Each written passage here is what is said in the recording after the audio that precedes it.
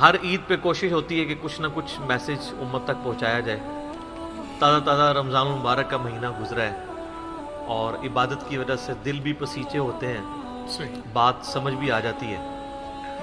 باتیں کرنے کو تو بہت زیادہ ہیں، لیکن ایک کریٹیکل بات جو آج صبح میرے ذہن میں آئی وہی آپ کے ساتھ شیئر کر لیتا ہوں۔ قرآن حکیم میں ایک آیت ہے، سورہ الاعراف کی آیت نمبر 179۔ یہ قرآن حکیم میں چند سخت ترین آیات میں سے ہے، اور اس میں اللہ تعالیٰ کی طرف سے ایک بہت بڑا یونیورسل ٹروتھ اور بڑی ہی ایک ڈینجرس خبر انسانیت تک پہنچائی گئی ہے۔ اعوذ باللہ من الشیطان الرجیم، بسم اللہ الرحمن الرحیم۔ وَلَقَدْ ذَرَأْنَا لِجَهَنَّمَ كَثِيرًا مِنَ الْجِنِّ وَالْإِنسِ، اور بے شک جنوں اور انسانوں کی اکثریت ہم نے پیدا ہی دوزخ کے لیے کی ہے۔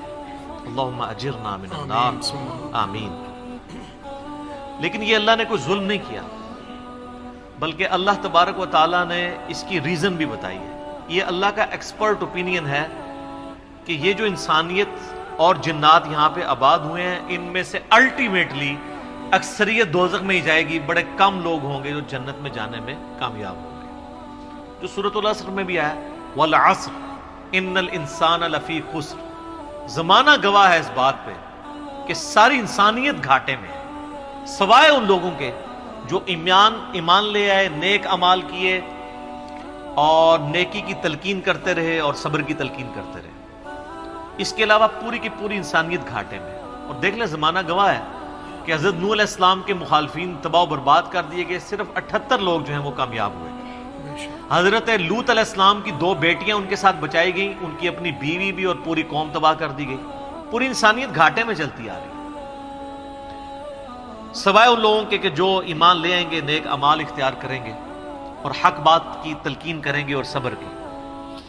یہاں پہ سورہ الاعراف کی آیت نمبر 179 میں ہے کہ بے شک جنوں اور انسانوں کی اکثریت پیدا ہی دوزخ کے لیے ہوئی ہے۔ بولے اعوذ باللہ تعالی۔ لہم قلوب لا یفقہون بہا، ان کو ہم نے دل دیے تھے، عقل دی تھی، لیکن وہ اس سے سوچتے ہی نہیں۔ وَلَهُمْ أَعْيُنٌ لَا يُبْصِرُونَ بِهَا، ان کو ہم نے آنکھیں دی تھی لیکن آنکھوں سے دیکھنے کا سا دیکھنا نہیں دیکھتے، عبرت نہیں پکڑتے۔ وَلَهُمْ آذَانٌ لَا يَسْمَعُونَ بِهَا، اور ان کو ہم نے کان دیے تھے لیکن سننے والا سننا سنتے ہی نہیں ہے۔ أُولَئِكَ كَالْأَنْعَامِ بَلْ هُمْ أَضَلُّ، ایسے لوگ چوپایوں کی مانند ہیں بلکہ ان سے بھی بدتر ہیں، جو اپنی عقل، آنکھیں اور کان استعمال کر کے حق بات تک پہنچنے کی کوشش نہیں کرتے۔ اولئک هم الغافلون، ایسے ہی لوگ ہیں جو اصل میں غافل ہیں۔ تو اللہ تعالیٰ نے یہ اس میں ایک غیبی خبر دے دی ہے کہ الٹیمیٹلی یہ ہونے والا ہے۔ مطلب کیا کہ اب جس نے تیاری کرنی ہے وہ خود تیاری کر لے۔ اس کو میں ایک مثال سے سمجھاتا ہوں کہ اس وقت تقریباً یہاں پہ 80 کے قریب لوگ بیٹھے ہیں، اور میں یہ کہوں کہ میں ایک گولی چلاؤں گا، جس کو بھی لگ جائے، تو ہم میں سے کیا ہر شخص یہ سوچے گا کہ یار ایک ہی گولی ہے، 80 بندے ہیں، کسی اور کو ہی لگے گی، ضروری ہے مجھے ہی لگنی ہے؟ ایسا تو کوئی نہیں سوچے گا، سب دڑکی لگا دیں گے۔ لیکن آخرت کا معاملہ کیا ہے؟ بخاری و مسلم دونوں کی حدیث ہے، متفق علیہ، کہ آدم علیہ السلام کو حکم ہوگا کہ جنتیوں اور دوزخیوں کو الگ کرو۔ حضرت آدم علیہ السلام پوچھیں گے کہ اے اللہ کتنے جنتی اور کتنے دوزخی؟ تو اللہ تعالیٰ فرمائے گا ہر 1000 میں 999 دوزخی اور صرف ایک جنتی۔ تو یہاں اگر 1000 بندہ اور میں کہوں ایک گولی چلے گی، ہر بندہ بھاگنے کی کوشش کرے گا، لیکن آخرت کے بارے میں یہ حال ہے کہ ہر ایک بندہ یہ امید لگائے ہوا ہے کہ وہ جو ایک بچے گا نا وہ میں ہوں گا۔ اور ادھر 1000 بندے کے اوپر ایک گولی چلائی جائے تو 1000 کا 1000 سوچے گا جو ایک پھڑکے گا وہ میں ہوں گا۔ بالکل 180 ڈگری سوچ ہے۔ یا اس کو یوں سمجھے کہ میں کیونکہ ایک گولی چلاؤں گا 999 بچ جائیں گے، ایک کوئی لگے گی، کوئی نہیں کہے گا یار 999 بچنے ہیں تو چلو ایک میں بھی ان میں بچنے والوں میں ہوں گا، کہے نا کدھر میں ہی نہ پھنس جاؤں۔ اور آخرت میں تو معاملہ بالکل الٹ ہے۔ بہت کریٹیکل ایشو ہے، انسان کو اپنی آخرت کی فکر کرنی چاہیے، اللہ کو سیریس لینا چاہیے۔ جو لوگ دنیا میں اللہ کو سیریس لیتے ہیں وہی اپنی اصلاح کر لیتے ہیں، ورنہ اللہ تو بے پرواہ ہے، یقین کریں، پوری کی پوری انسانیت دوزخ میں چلی جائے اللہ کو کوئی پرواہ نہیں ہے، پوری کی پوری انسانیت جنت میں چلی جائے اللہ کو کوئی پرواہ نہیں ہے۔ اور یہ جو اکثر لوگ مثالیں دیتے ہیں کہ جی دیکھیں کوئی ماں اپنے بچے کو کیسے دوزخ میں پھینک سکتی ہے، تو اللہ تعالیٰ تو ماں سے بھی بڑھ کے محبت کرتا ہے، وہ کیسے پھینکے گا؟ بھائی اس لیے پھینکے گا کہ اللہ تعالیٰ کے وہ احساسات نہیں ہیں جو ایک ماں کے ہوتے ہیں۔ ماں تو اپنی نفسانی خواہش یا محبت کی وجہ سے مغلوب ہو جاتی ہے، لیکن اللہ مغلوب نہیں ہوتا۔ اللہ تعالیٰ کیا فرعون سے اس کی ماں سے بڑھ کے محبت کرتا ہے جو اس کا باغی ہے؟ یہ محبت تو ان لوگوں کے لیے جو اس کے تابع فرمان ہو، جو اللہ کے دشمن ہیں ان کے بارے میں تو اللہ تعالیٰ فرماتا ہے انا من المجرمین منتقمون، ہم مجرموں سے انتقام لے کے چھوڑیں گے۔ ان کے لیے یہ معاملہ نہیں ہے۔ ہمیں تو یہ بتایا گیا ہے اللہ تعالیٰ ایک بوڑھی نانی اماں ہے جس نے یہ ایک نعوذ باللہ ایک سسٹم چلایا ہوا ہے، اینڈ پہ سب کچھ چھوڑ دے گا۔ نہ، اگر یہ بات ہوتی تو انبیاء کرام علیہ السلام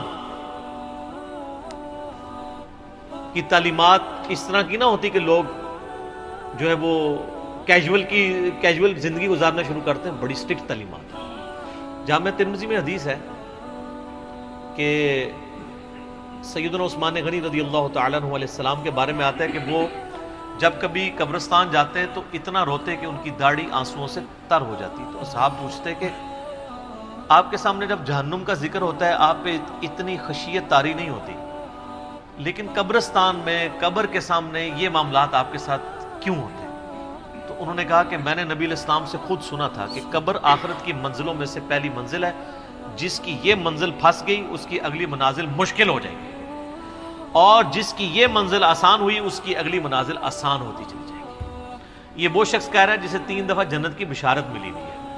ہمارے پاس کوئی جنت کا ٹکٹ نہیں ہے، اور ہماری بے پرواہی اپنے عروج کے اوپر ہے۔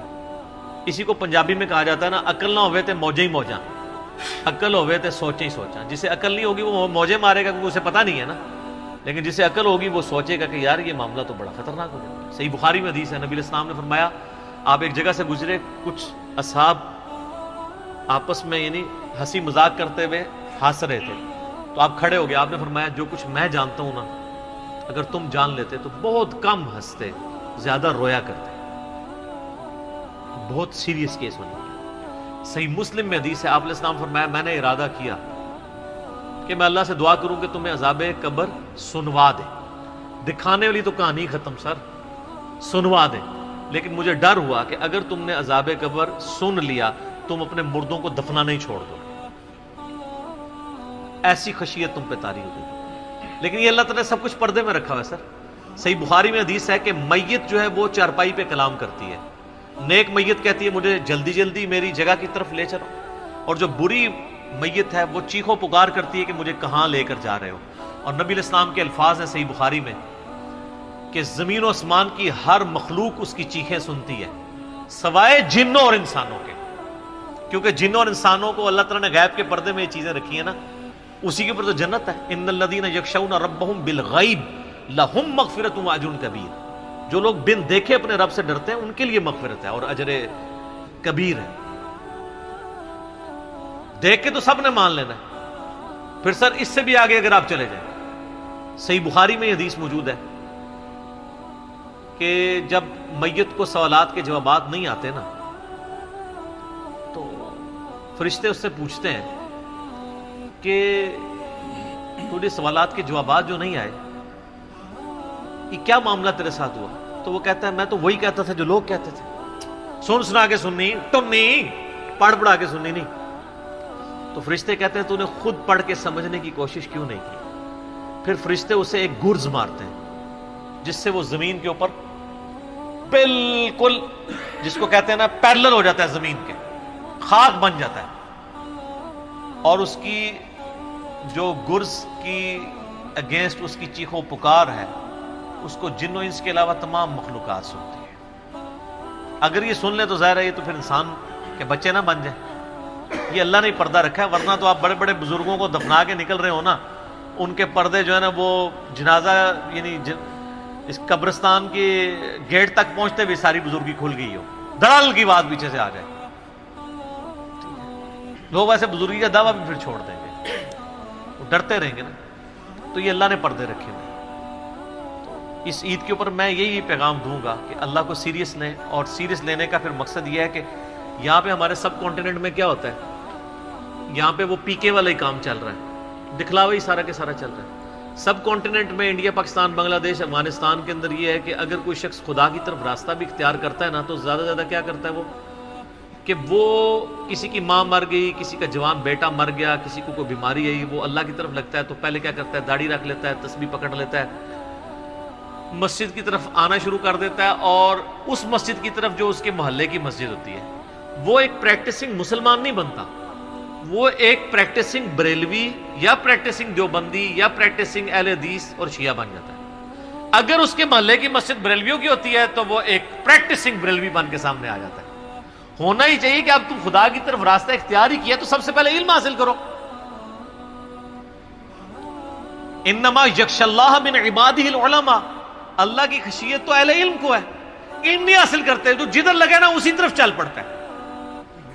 ہونا تو چاہیے کہ آپ پہلے ہی دیکھیں کہ میں قرآن و سنت کا علم حاصل کروں، میں دیکھوں کہ یار کون سے نظریات درست ہیں، کن چیزوں کے اوپر اللہ تعالیٰ نے پکڑ کرنی ہے، کن چیزوں کے اوپر اللہ تعالیٰ نے فرائض میرے اوپر لگائے ہیں. وہ کوئی بھی علم نہیں حاصل کرتا، کوئی جدھر لگا ہے ادھر. ہمارے محلے میں نے بتایا کہ ایک پوری فیملی قادیانی ہو گئی تھی، میری پیدائش سے پہلے کی بات ہے. صرف ان کے گھر اولاد نہیں ہوتی تھی، بچی پیدا ہوئی، وہ والد پہلی دفعہ گیا مسجد میں، وہ قادیانیوں کی عبادت گاہ تھی، وہ قادیانی ہو گیا، پوری نسل ان کی قادیانی ہے. یہ ہماری ٹوٹل تحقیقات ہے.